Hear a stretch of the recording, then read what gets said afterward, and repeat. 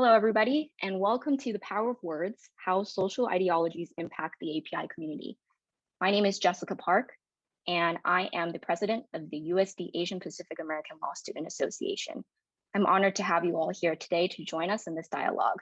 And this dialogue is actually part of a larger two-part series called Let's Talk About Anti-Asian Racism. And this is brought to you by the Humanities Center, the Department of Ethnic Studies, and your very own APALSA. We have a lot to get through in our agenda today, and we're really excited to have our panelists as well as our spoken word poet to join us. And so I wanted to get some logistics squared away in the meantime. So we ask that everyone please keep themselves muted and that this event will be recorded for your convenience.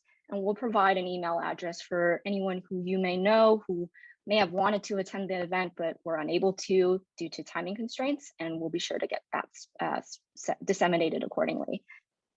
We also ask that during the panel, if you run into any questions, please directly message them to Professor Mei Fu, who is located in the participant list, and she'll be sure to get them to me accordingly, so that at the end, if we have time for questions, we'll be sure to field them.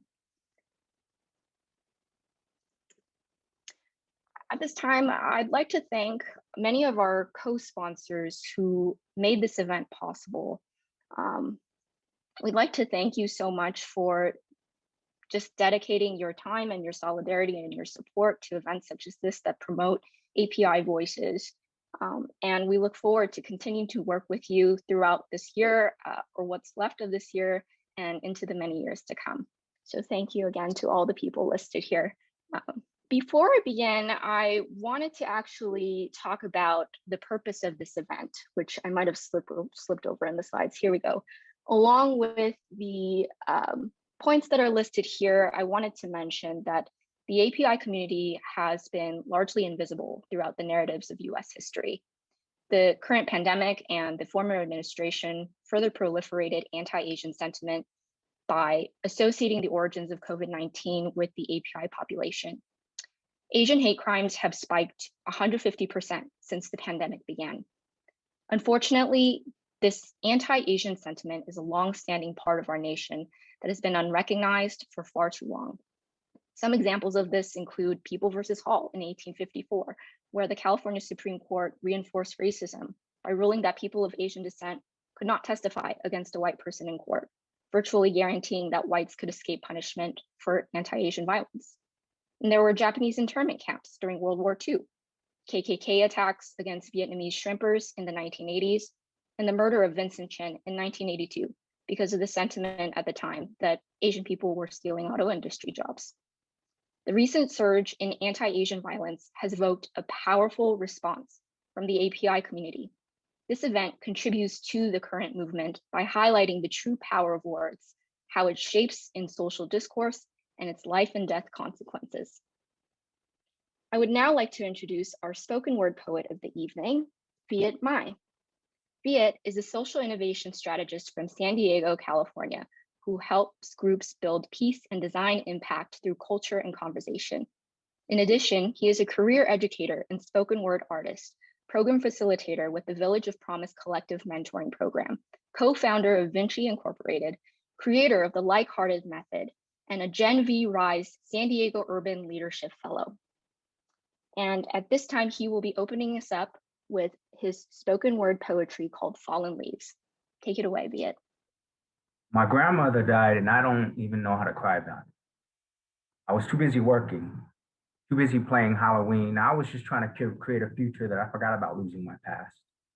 My bloodlines feel so thin at times, it's no wonder why I get anemic. My roots are only as deep as San Diego suburbs. I was still a cub when I learned how to separate from the den. I then learned that family was anyone who fed me or let me sleep on their couch. The only thing I knew about my grandmother was that she was a gambler. How bad? I have no idea. What was her hustle? No clue. Apparently, grandma was senile and she had been for a while. How long? I don't know. How old was she? Like 90 something? Was she nice? Was she funny? Did she tell stories? What kind of stories does she have? How does she? I don't know. But I know there should be like at least a mini lesson in social studies class that says something about ethnic ceremonies and customs, how to properly honor our past. And science should teach something about family trees that look more like bushes and fallen leaves that aren't sure which branch they come from. I never enjoyed history because I can never connect to it. I learned more about wars than I did about tradition. I learned that foreign languages are only required to get into universities, 2 years minimum, 4 is a plus. So I pretended to have cooties when partnered up with the new Vietnamese girl that didn't speak any English. I didn't understand why the Vietnamese boy called me a disgrace. Shit, I was getting straight A's and stars on the green card, punk. So I was taught that I was good at math and science, and I learned that there's a solution to everything, and everything has a formula. So through science, I figured that death is just a part of life, but I never understood why division was so difficult and why subtraction was so confusing. How can you just take away when I never had enough to begin with? I couldn't just borrow. That was as foreign to me as my knowledge of family history, and I was taught that history wasn't as important. Only 2 years required in the A through G. I learned that history is why I have 4 half brothers. I learned that art was only an elective, and I didn't have to express myself if I didn't want to. I could just get the credit. I didn't waste time with feelings or emotions. They don't put food on the table or roof over your head or clothes on your back. I learned that crying was only allowed for injuries, cuts, broken bones, bruises, feather dusters, wooden spoons. I learned about 911, stop, drop, and roll, duck and cover, and wait for the teacher's directions. But there were no drills that taught me how to deal with tragedy. I never learned what to do when mom breaks down. There was no manual for pushing the wrong buttons, no instructions on what to do about loss. I was just told to find it whenever something was missing, and I'm looking, but I can't find it because I don't even know what it is. So I'm sorry, Grandma. No one taught me how to find it. Whatever it is, I'm afraid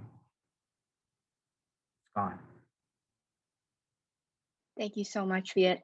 And we look forward to your closing poetry as well later in this program.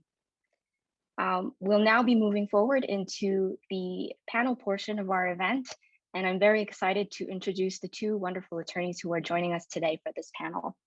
First, we have Esther Bylsma, who is an attorney at Schneider Wallace, Cottrell, Konecky, LLP, with extensive experience representing plaintiffs in complex class actions and currently focuses on representing employees in employment class actions. She currently serves as the president-elect of Pan-Asian Lawyers of San Diego and is also a member of the Korean American Bar Association of San Diego, a board member on her daughter's PTO organization, and a regular volunteer with the Ronald McDonald House. Thank you, Esther, for joining us today. Next, we have Melissa Deleon. She is the equity staff attorney at the ACLU of San Diego and Imperial counties, where she focuses on developing legal advocacy and litigation to address education equity issues, such as the school to prison pipeline, school budget accountability, and opportunity gaps for students of color. She also works on other equity issues, including LGBTQ rights, housing equity, and advocacy on behalf of transgender students at school. She has served on the board of directors of the National Filipino American Lawyers Association, is the past president of Filipino American Lawyers of San Diego, and was on the board of directors of Pan-Asian Lawyers of San Diego. So a quick virtual round of applause for the panelists here for joining us today. And so the structure of the panel, just so that you know, our panelists, I will be sure to direct who will be answering which question first, and then from there, feel free to comment on your fellow panelists' discussion, or I can move on to the next question, but overall, we'll keep it very fluid. So to start off with this question, I'll have Esther answer first. What are some injustices that you have experienced or witnessed in your workplace or community related to your API identity or API sentiment? Thanks, Jessica, and thank you for welcoming me to this important discussion. And I see that you're starting with a very interesting question. And I'll share with the group 2 experiences. The first experience that I'd like to share with you is that, I think I'm a pretty good writer, and I have received at the workplace a lot of requests to draft a substantive brief in an extremely short time frame. And then I've also had the requesting attorney then review my draft, point out a minor typo, and let me know that they understood that that was because English was not my first language. Now, it's true that English was literally not my first language. I came here when I was 5, but I went to kindergarten here, straight through high school. I went to undergrad here. I majored in English and political science. I went to law school. I am 99% English speaking and 1% Korean speaking. And in fact, I can barely write Korean. And I very much doubt that this attorney would have made this sort of unwarranted assumption about the cause of a typo in any other situation. But that's sort of the natural assumption here, is that, okay, well, she doesn't really know the language, just because on the basis of how I look. And I'm guessing that for a lot of Asian Americans, that this kind of experience sounds all too familiar with you. This is known as, wow, your English is so good, that kind of experience. And I think underlying that assumption, although it sounds, on face, like not very offensive, right? It's a compliment. Oh, your English is very good. But at the same time, I think that what is hurtful in that language is the assumption that, you are here as an outsider. The assumption that even the English language itself does not belong to Asian Americans, that we are so good for having learned this language, and being good at kind of speaking it and writing it. And that's that otherness, I think, that is a very challenging stereotype that Asian Americans face. And the second experience I'd like to kind of share with you also is that I've had an attorney let me know that, so as Jessica explained, I'm a litigator. And I've had an attorney let me know that I have to be a dragon lady to be successful. And I think the other side to that is the perception that Asian attorneys are meek, good followers, not good leaders. And unfortunately, my understanding is that those sort of stereotypes are, common, and they exist. And this is 2021. We're in California with lots of Asian people.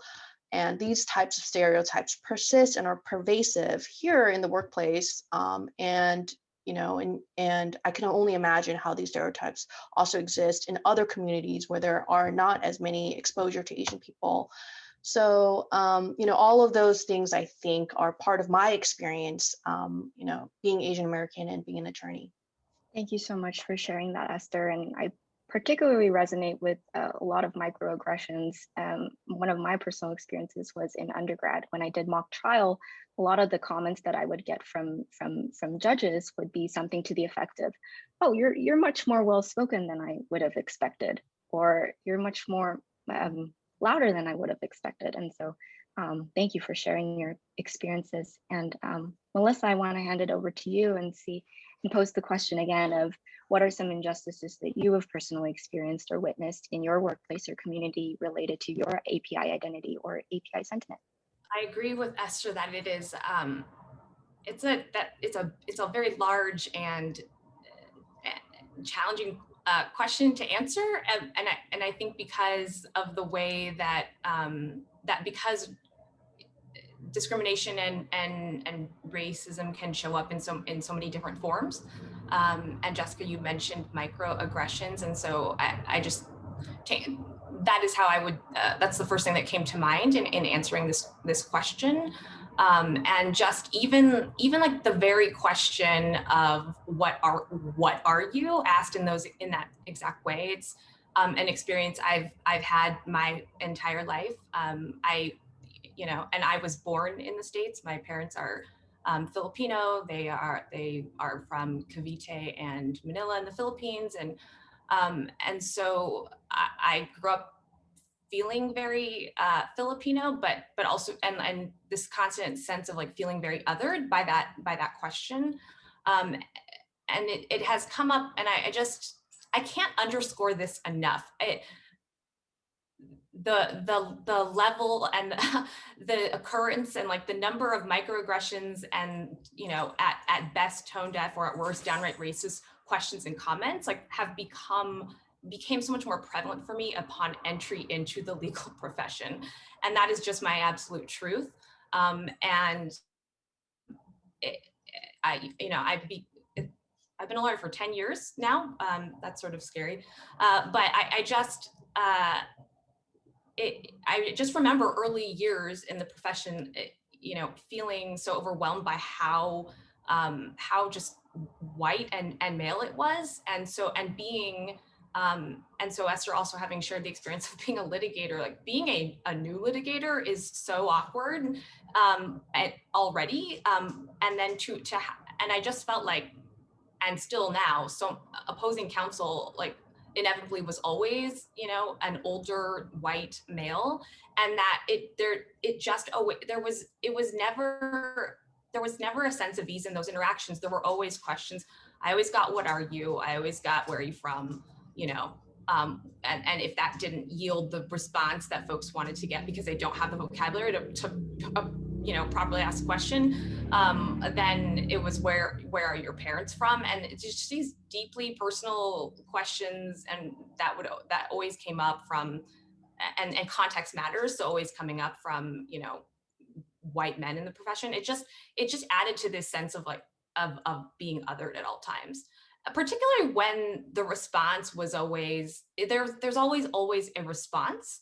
I've gotten responses, and again, true experiences, like all that time. And I think there are students watching, if you're one day in doing civil litigation, well, first of all, good luck. But second of all, like, you'll be in depositions and there's all this like sort of downtime, like when there's breaks or you're on lunch and you sort of have these awkward conversations with the opposing counsel. And anytime I say like, I'm, you know, Filipino, my parents are from the Philippines, whatever, there's always a response. And I've gotten like, you don't look Filipino, or I knew a Filipino once, or, oh, your mom needs to bring lumpia to the next step. But like, and I, you know, I understand that, you know, I don't know, there's a sense of wanting to relate or show like how you know, you understand the culture, you know the culture, and but the impact of it is just, again, like the sense of othering. And it's just, I mean, I can't say it enough. It's a sense of a tone deafness, and it's I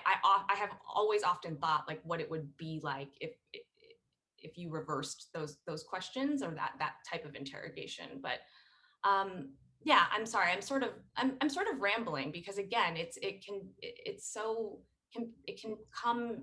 That's the whole idea of a microaggression, right? It's subtle, and it's nuanced, but it's there. And then the other piece of it is like that sense of like, is that really happening? Like, is this happening to me? Is this a real experience? But that's a sense I've always had. I want to also call out something that I view. I mean, you know, if we're talking about injustice, like, I think the fact that anyone I've worked for in this profession so far has been a white man, I think is an injustice in our profession, a longstanding injustice in our profession that still exists today. Yeah, I have to say, I agree with you in the sense that I don't think I experienced any sort of culture shock until I came to law school. And I realized then that I truly felt like a minority. And with respect to your point about wanting to relate to people in conversation, I remember at my first networking event, I tried to jump into a conversation with two white men, and they were talking about baseball. And frankly speaking, I know very little about baseball. But somehow when the conversation navigated over to me, it suddenly, you know, it wasn't about finding common ground and interests. It was suddenly finding common ground in my identity of similar lines of things like, oh, are you Korean? Are you Chinese? Oh, I tried this really good Korean place before. And so I really appreciate that you touched on those points, because I'm sure many of us have resonated with your experiences. So thank you for sharing that. I want to segue over into another topic in the questions, which is addressing the recent rise in API hate crimes in our community.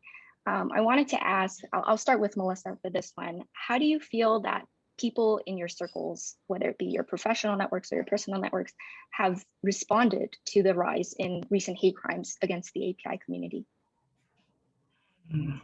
Okay, well, yeah.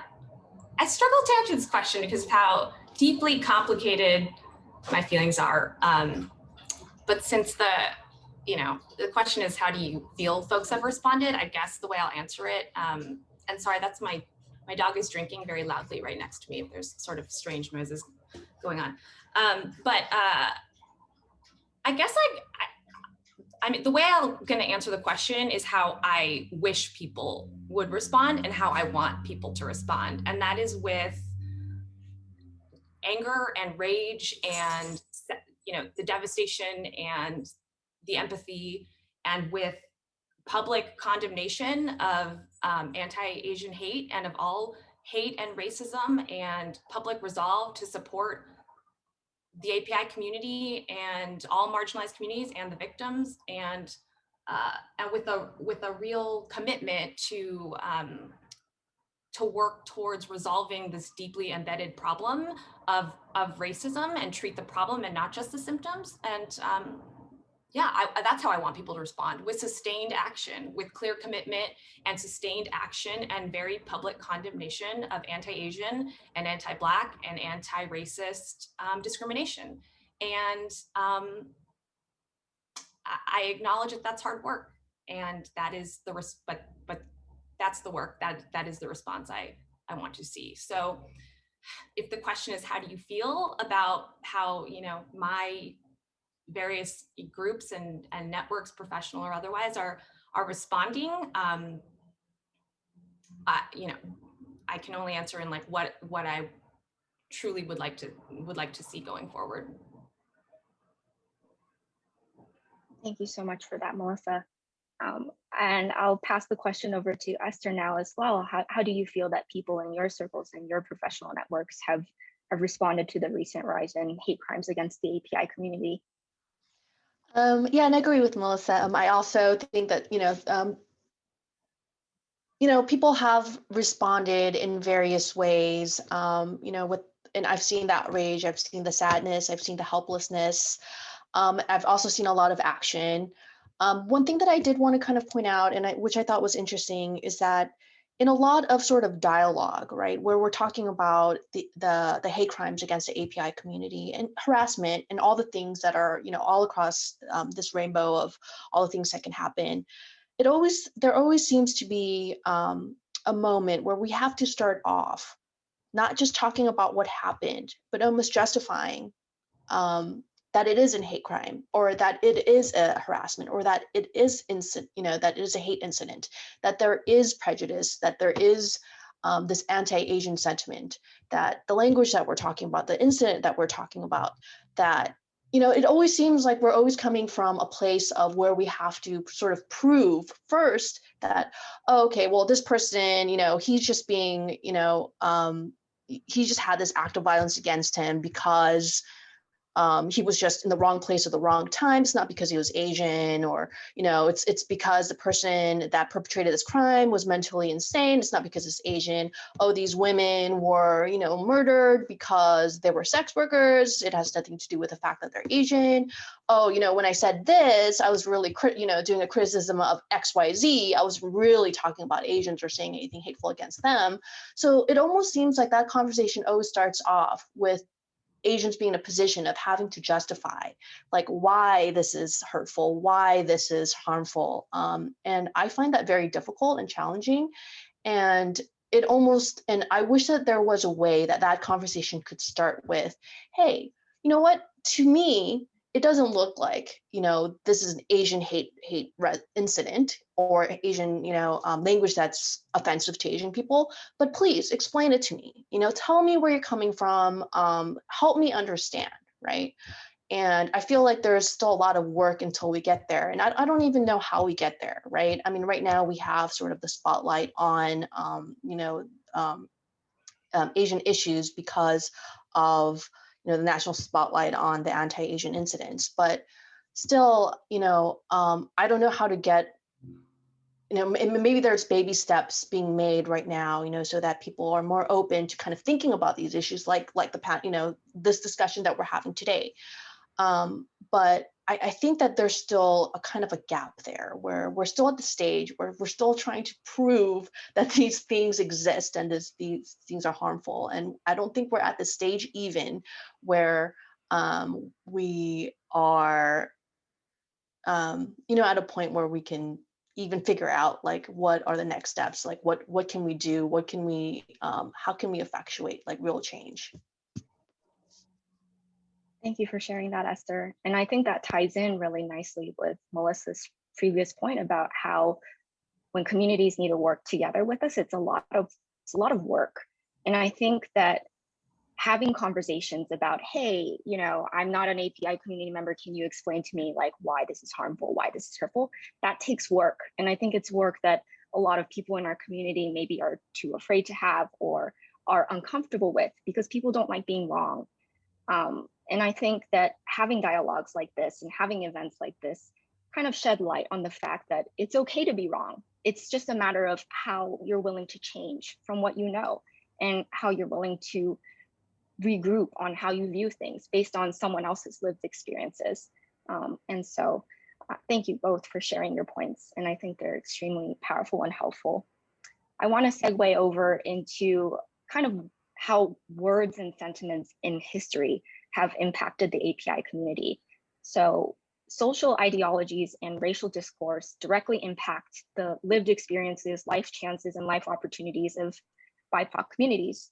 What are some historical or contemporary examples of how the API community have been attacked or silenced by social ideologies? And I'll have Esther start with this one. Yeah, again, a really complicated question. I'm definitely going to not do this question justice, but I'll try my best, and I will let you know that there's a lot of people out there much smarter than me who have studied this topic, and I'm sure many of them are part of this participant pool today, and and honestly, like, I'm still learning. So I encourage everyone here, if there's anything interesting there, I mean, you can just go to Google and just start typing in like history of anti-Asian, and you'll get like top 10 articles with just great examples and great analysis. But I just want to hit a point that really struck me personally as I was kind of learning and looking at some of these incidents is that there really is a pattern here that we're seeing. And I don't think it's necessarily even specific to the Asian community, right? It's this fear that society can have of the otherness, right? We keep mentioning that otherness, and it's that idea that once you're able to kind of conceptualize another person as an other, it's much easier to be non-sympathetic and kind of cast them also as the blame, right? For conditions, whereas I think that if you view them as members of your community, then you are much more likely to kind of view your interests aligned. And so the interesting thing that I'm seeing as I'm kind of looking at, sort of the history we have there, right? We have this long history of when the US is facing economic or, health crises, you see that rhetoric start scapegoating Asians, right? In certain instances, and you see like day follows night or night follows day. I'm not sure exactly what that phrase is, but, and then you see the violence that follows, right? Because it's easy, there's this anxiety, and then there is this desire to blame. And then you have a target, you have this other target where you don't feel bad about kind of blaming this otherness, right? And then especially when you have Asians, where it's very easy to see the differences. They're eating different food, they look different, they have a different language, we don't understand anything that they say. Then it even causes an easier way to view them as other, and now start talking about those differences as some as a wrong, right? It's because of that. It's because they're eating weird stuff, So we're talking about, and I was looking at this list, like back in the 1850s, right? You have Chinese immigrants coming to California in the Western states, and they're filling really dangerous, railroad jobs, like low wage, and immediately you have that trope of, Asians are coming to take our jobs. You have the economic woes in the 1870s, you have and then you have that sort of anxiety again, right? 1882 Chinese Exclusion Act, that's the first law in the United States that barred immigration solely on race. 1900, you have the bubonic plague in San Francisco, you have San Francisco's Chinatown surrounded by police, Chinese people are not allowed to leave. There's home searches, property destruction by fire. 1940s, Japanese internment, right? World War II, no spies were ever found. Japanese Americans forced into internment camps, into terrible living conditions. And again, when many of them returned home, they find their homes and their businesses vandalized, confiscated. 1980s, and these are some, and now we're into some of the stuff that you mentioned, Jessica. We have the Vietnamese shrimpers versus KKK situation.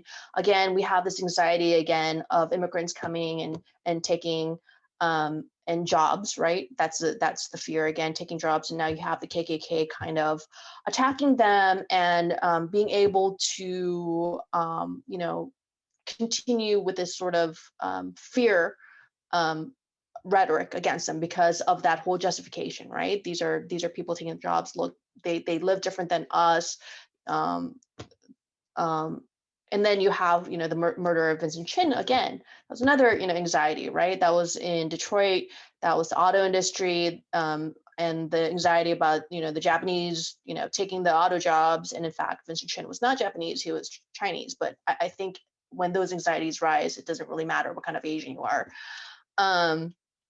And I will note that, and as I'm looking through this, and it just makes sense to me, right? Just on a personal level, like I can see how it is easier, you know, when you're scared, and you know, when you're scared, that it's easier to feel better about the situation, to feel like you have a measure of control when you have somebody to blame, group to blame. And I will note that, you know, people that have been involved with, you know, the Vincent Chin situation, you know, they're still around, you know, and they're watching what's happening today. And, you know, for them, what's happening today and the incidents that we're seeing, the violence against Asian Americans, it's not new, it's not shocking. It's just the same thing going around again. And I just want to read a quote that I had pulled. And this is Helen Zia. She's a Chinese American activist. And she helped found, you know, Citizens for Justice, following the sentencing of Vincent Chin's killers. And in light of today's situation where, you know, there is the scapegoating for Asians for COVID, she says, it's actually pretty terrifying for most people because we have been through this before. And we know what dog whistles to racism, and calling people who look a certain way the enemy. We know what that leads to. So, you know, I think that, and, you know, so I think that we do have a long history and we do have a pattern of how there is this link between, you know, language, violence, otherness, and all of those complicated issues.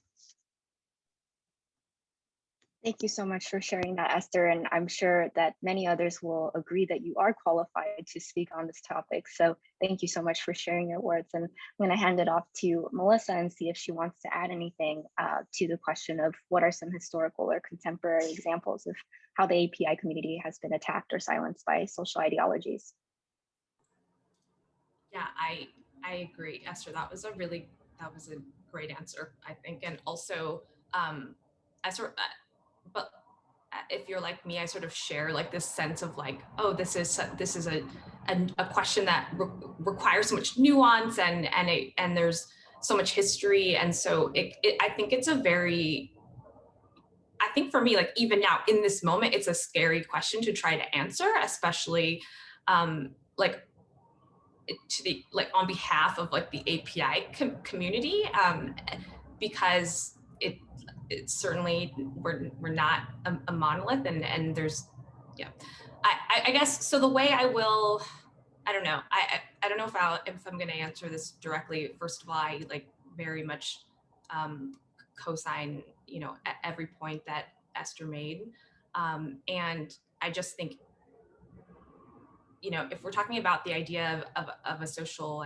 ideology having an impact in a way that either silences or oppresses the API community, for me, what comes up is a sense of how, you know, and again, and this is really specific to my own experience in the Filipino community, how you know, whiteness as aspirational is something that I feel I have seen and experienced in the Filipino community.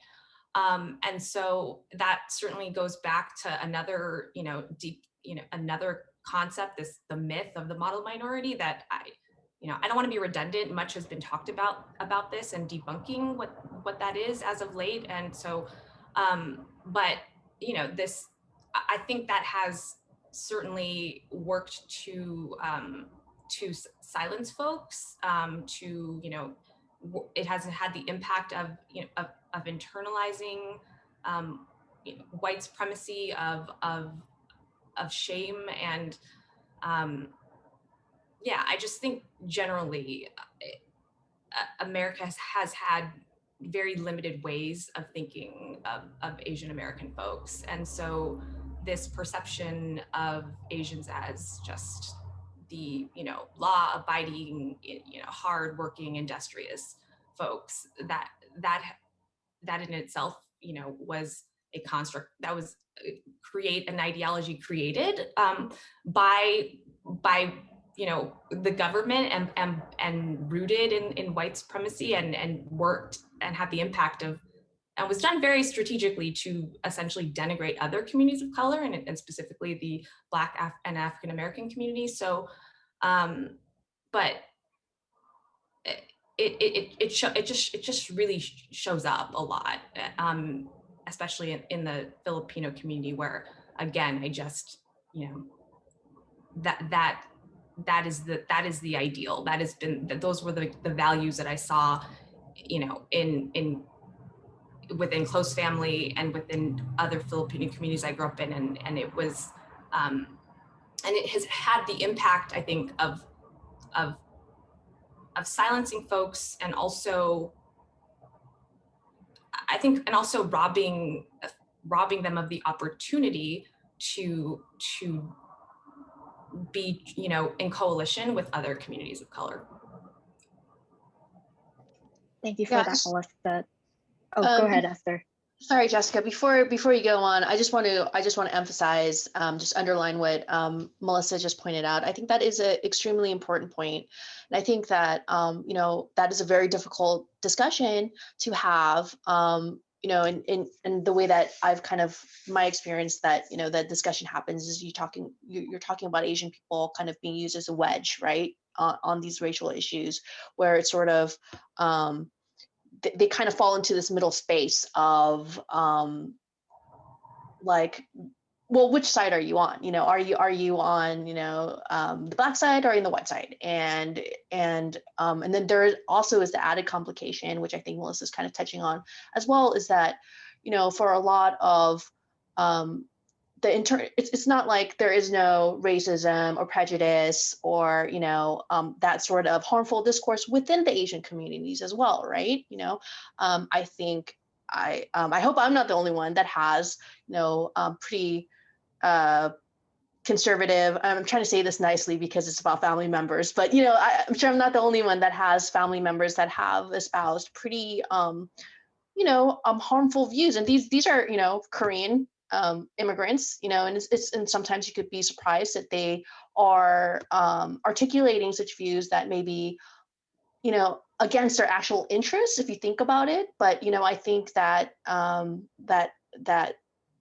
that sort of thing does exist in Asian communities, and that those are conversations that we need to continue to have as we're also talking about sort of, what is happening, these external forces against the Asian community, and I agree with Melissa, it's not a monolith thing. We also need to be having the concurrent conversations about what is happening internally in the Asian communities and how we continue to have those discussions as well. Yeah, I just want to like punctuate, Esther, what you said, and also like name a thing that's happening that I feel like I hear and see you maybe struggling with, and I certainly am, and didn't even know that I would until I was in, like, right now in this moment and answering a question, is identifying the thing, right? And to have the courage to say, like, these views that are coming from my own, family, that is an experience that I also have had and having, and that's why, like, it's really brave, I think, to name it. And yeah, we're because, and I think there may be a sense of guilt, especially when we're talking about a time when, Asian folks are experiencing hate and discrimination in such a visceral and public and violent way. But, it's just a lot of different things can be true at the same time. And like, that is part of the complication and nuance of this discussion. So just thank you for naming that so clearly. Thank you to you both for answering that question so eloquently. I understand it's a difficult question in the sense that a lot of the API history, at least in the US history context, there's a lot of erasure like, I feel like I had to learn so much about the context of API history within the US through my own research, through my own Googling. I never learned about it in my classroom. And I also kind of wanted to touch on the sort of the generational divide between us and maybe our parents' generation, in the sense that, for example, when I brought this issue with sort of what's going on at our school with the ongoing investigations of a professor, my parents, when I explained to them sort of what was happening with that, they kind of met it with fear as opposed to excitement and hesitation of, maybe you shouldn't say anything, maybe you shouldn't stir the boat. And I think that just goes to show like sort of the divide in terms of what they might have experienced growing up, as opposed to, I guess, the privileges that I get to have in American education. And I feel like both of you just really summed up a lot of the different struggles that we have as a community dealing with these issues. So thank you for answering that question so well. I want to segue over into free speech, the law, and the API community. And so, Melissa, I'll have you start off with this question, which is that many of our audience members are not lawyers or law students. And I was hoping you could kind of explain what the legal term free speech means. And then I was hoping also you could elaborate on what's your response to people who argue that free speech allows them to say whatever they please in an academic setting. Yes, well, in a nutshell, free speech is a guarantee protected by the First Amendment of our Constitution, along with others such as freedom of association and free expression and freedom of the press, and means the freedom to express opinions and statements without government censorship. So it means that the government does not have the right to forbid us from expressing statements and opinions. And there are some, exclusions, but I don't think that they are relevant to our discussion today. And yes, and the second part is, did you say an argument that that free speech sort of allows folks in academic settings to say whatever they want? Correct. And they don't need to be in the academic setting either. It can be just a broad branch off of, what do you have to say to people who say, free speech, I can say whatever I want about anyone, even if it's harmful. Yeah. I know. I think again, like, I don't want to get like persnickety about the law, because first of all, like if we're going to start talking your free speech rights under the First Amendment, like that, we're looking at a government actor first. So, and in the context of academia, if we're talking about public schools, then we do have a government agency in play, and a private school might be very different. However, that's not the point. And I think it's an important one to make is that hateful or biased rhetoric from anyone, and especially any teacher, school official, faculty member that denigrates and demonizes a group can and should be called out for the harm and the hate and the cruelty and the pain and trauma that it causes anyone, and including students. And that is whether or not, and a separate issue from whether or not their statements are legally protected or protected under the Constitution. And I do think that, the question, it should be anyone, certainly, but I do think it is more, it couldn't be more important than in the academic setting to ensure that that the folks who are charged with, like, who are teaching students are accountable for speech that is cruel and hateful and harmful. And there needs to be then a real evaluation of how all the other ways in which that attitude undeniably impacts students. These are the folks who are giving opportunities, giving grades, you know, assigning projects, writing recommendation letters, perhaps. The impact of educators is just, it is so significant. So I think it is even more important for that sort of bias to be, as much as we can, rooted out in the academic setting. It's a different issue from whether or not it's legal. I don't care whether or not it's legal. I mean, I say that as someone who loves the First Amendment. Yes. So these are such complicated questions, and now, you know, the whole free speech issue.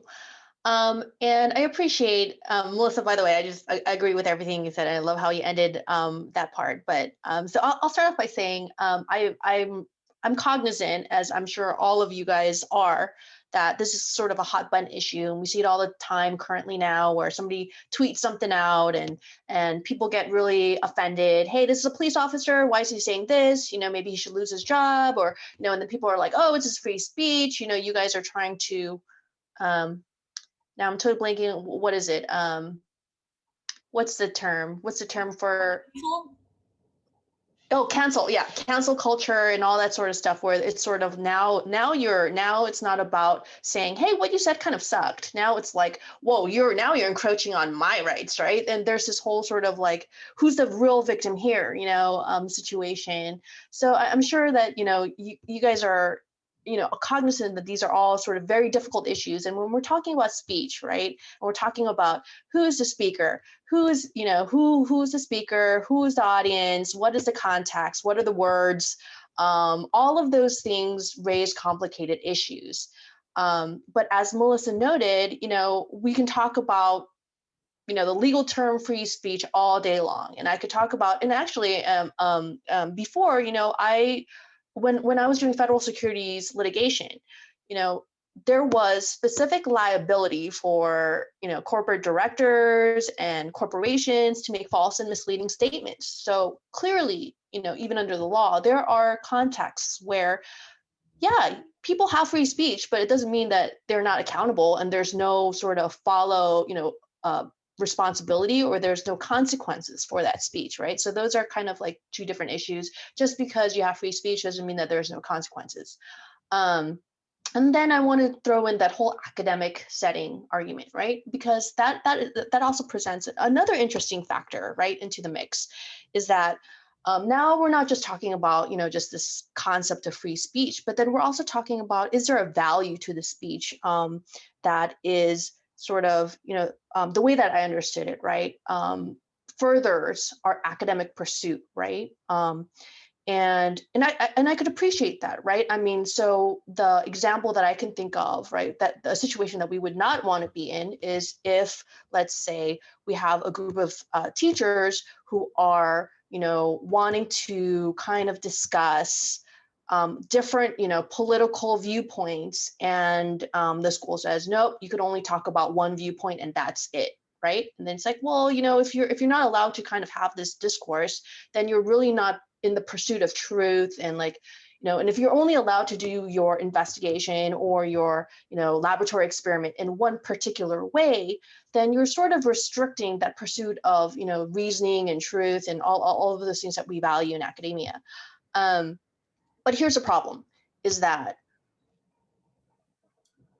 you know, these things don't go into neat little buckets, right? So you can have hateful slurs that could always be justified as academic speech, right? For example, I could say, you know, all women are, you know, or these women are, and then slur, right? Oh, you can't use that slur. I say, well, I was just criticizing women, or I was just criticizing a particular kind of women in terms of, you know, what kind of job they had, right? So in that sort of sense, now, am I engaging in, is my sort of use of that slur okay because I'm engaging in sort of political discourse about women's jobs, you know, or is that just, you know, where do you draw that line, right? For me, I know where I would draw that line, but I can see how that, you know, that argument can start kind of building into, now we're not actually talking about that slur. Now we're talking about, you know, who said what and what does that language mean and what, you know, what is the purpose of this language and all this sort of stuff. The second idea I kind of want to throw in there is that language can be two things, right? So it can also be something, it can be like have academic value, and it could also be insulting, and it could be irresponsible rhetoric, right? Just because it has some academic value, should we say that it's okay, that it's irresponsible, sort of like racist rhetoric, but it has some academic value? Should we say, oh, so that's okay? Or should we kind of encourage the speaker, hey, look, can you not have this like academic, valuable speech without the hateful rhetoric? I mean, it's come on, if I wanted to kind of criticize women or criticize women's jobs, I'm pretty sure I could do it without using slurs, right? And I'm pretty sure, in any academic setting, professors and teachers and administrators and people, positions of power, like Melissa said, in charge of your grades that have real sort of effect on students, are able to engage in real discourse without using, harmful language or slurs and all of that stuff. And the third point, I think, is just falling right along the lines of what Melissa is saying. I mean, it should not be controversial, I think, to say that, places like academia, right, in the legal workforce, in the courts, right? By the way, judges, I think, can also say, hey, you are not allowed to say XYZ in court. So that's sort of a controlled speech as well. But in any case, it should not be controversial to request and demand that in those environments, that its communities members are treated with dignity and respect, right? Like political discourse, political debate can truly only exist, like truly, let me try that again. So truly open and free, like political debate and discourse, can only operate in an environment that lacks intimidation, that people can honestly feel that they're truly free to speak. And if your intent is to create an environment where those kinds of things are pursued, then you have to take that seriously. And I think that's why you do have to think about, whether that sort of, you have to think about that line drawing, and you have to think about the responsibility and the accountability of those people who are making that speech. Thank you so much to you both for such informative answers. And I want to make enough time for Viet Mai at the end to make sure that he can go forward with his closing spoken word poem. But before I do that, I really want to kind of emphasize the two main takeaways I think I received from both of your explanations. The first is that free speech is a legal term of art, and there are elements that need to be met, and there are exceptions to that. But that doesn't hold water in terms of the fact that words, regardless of what freedom there is to say them, they have consequences in our society. And so I really want to thank you both for sort of emphasizing that in both of your explanations. And I hope everyone can give a virtual round of applause to our panelists for joining us today. And I really want to truly thank you both for really honing in on some very difficult questions. I think you both answered them very eloquently, so thank you. I'm going to segue over now to the closing spoken word for today with Viet Mai, and entitled Love Me, Love Me Not. Take it away, Viet.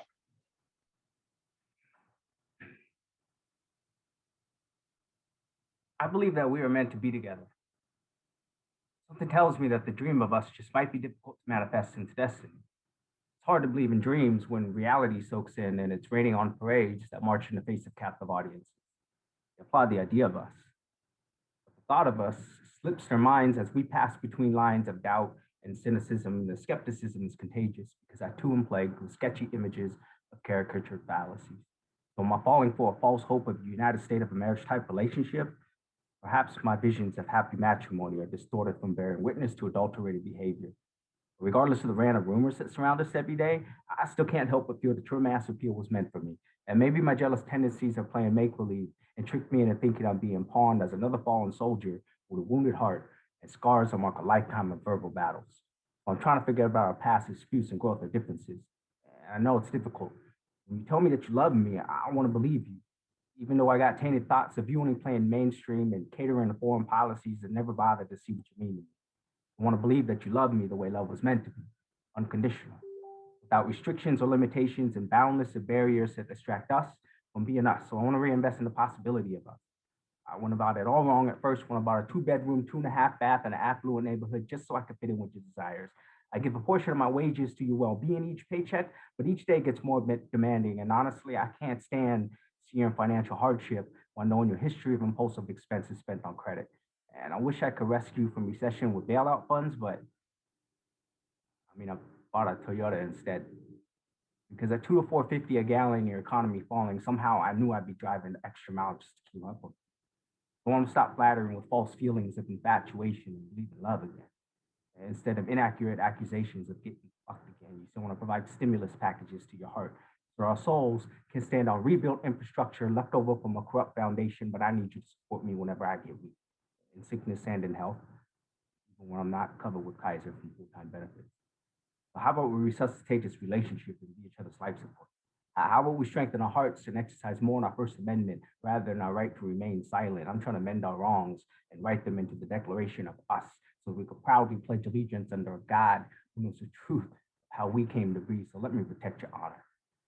All I ask is that you don't continue to treat me like a foreigner or a criminal or illegal or question my dedication to you. See, I need you to accept me for my entire identity as I have accepted yours because despite my insecurities, in spite of other opinions, and regardless of a far from flawless past. So how about we disregard this past and perfect our future? Hope for us. Believe in the dream. I love you, America. Love me. Love me now. Thank you so much, Viet. Please, everyone give a virtual round of applause to Viet Mai. Viet, I wanted to give you some time to sort of explain both of your spoken word poetry that you have graced us with today in a way that I don't think I could ever even fathom to do. True advocacy through art, I think, is so powerful. And so I'd love to hear more about both of your spoken word pieces and kind of what inspired you and what the meaning is of both of them. Yes, thank you. This was a love poem to America. And it came from me and what I understand of what it means to be devoted to a partnership, to a relationship, to a part, someone that you're supposed to love, right, unconditionally. And it was actually written during the time in 2008 when President Obama was elected president. And I was going through a breakup. And so there was some similarities in the way we approach our interactions with others, right? Especially when it comes to commitment. And I think a lot of us who are not white in America and we have this relationship that can feel abusive at times. It feels abusive a lot, like it feels like we're in an abusive relationship. That's what. Or unhealthy relationship. And so that's how I look at things when I acknowledge that I'm kind of in this and I'm owning my identity as an American, right? My story is first generation Vietnamese American, born and raised in Humi Island, San Diego, California. So I understand these things about what it means to be on this land, what it means to be a contributing member, somebody who understands its complex history. Black history is my history because I'm American, right? Like that's kind of how I look at things. And that's why I have a passion for expressing some of these concepts through art and poetry. That's how I kind of relate my story to what's happening in the world. The grandma piece is more about identity and the first generation Vietnamese American experience. And I understand my story is unique, but people can take bits and parts of that experience of growing up as an ethnic American. Vietnamese was actually my first language, but I lost it all in the assimilation process of our public school system, right? So that's one thing to kind of say about how, this is the thing about freedom of speech. Freedom of speech seems to be only protected when or policed by white people, because my feelings can get hurt a lot by the way white people talk, right? And then the moment we express some kind of a discomfort about it, it's always a, well, I'm not offended, so therefore your feelings don't matter. And I'm only going to present facts in this argument. And it's like, well, the fact is, you're fucking with my mental health and my emotional health and how I operate in this world. And that collectively is starting to surface. And what I love about how it's becoming surface is the common stories, not just in Asian American, Pacific Islander, Native, also brown, indigenous, Black Americans. And so this constant relationship of us being able to practice freedom of speech and not be corrected or looked upon some way in the workplace, at the grocery store, at a fucking festival, whatever, right? And so it's even publicly, the way we communicate as ethnic Americans gets frowned upon for some reason. And let us be the rich people that we are, right? In culture and experience and celebration of one another. So the grandma piece really spoke to not having a direct connection to that in my experience as a Vietnamese American, but it's also a reminder to continue being open to learning our connections to our past and our ancestors and our families. So I'm just glad I get to celebrate with a lot of different people in knowing San Diego and and beyond. This is Viet. I'm done. Thank you so much, Viet. Korean was my first language too, and I lost a lot of it in grade school. And so I want to let you know that your spoken word poetry, like what a way to kind of reclaim language in a way to speak about larger API issues. I think that's, there's no better way to say it other than that it's so badass. And so just thank you for being here, Viet. And thank you to our two panelists, Melissa, Esther. You phrased words so beautifully. All three people here today, I really want to thank you all for being here, and thank you to our attendees for joining us today and for hearing us out, hearing our stories and hearing our words. And I ask for all the allies that are here today, in a small way you can help. I highly encourage many of you to try bystander intervention training, which is provided by Hollaback and Asian Americans Advancing Justice. I'll try to get a link out in the chat, or maybe Professor Mei Fu can get that in the chat for me if she has time. But other than that, I just want to say thank you for joining us today. And I hope, and for anyone who is interested in subscribing to the USD APALSA newsletter, please email us at usdapalsa@gmail.com. And that's also how we will spread the recording of this panel as well. Thank you so much for joining us today.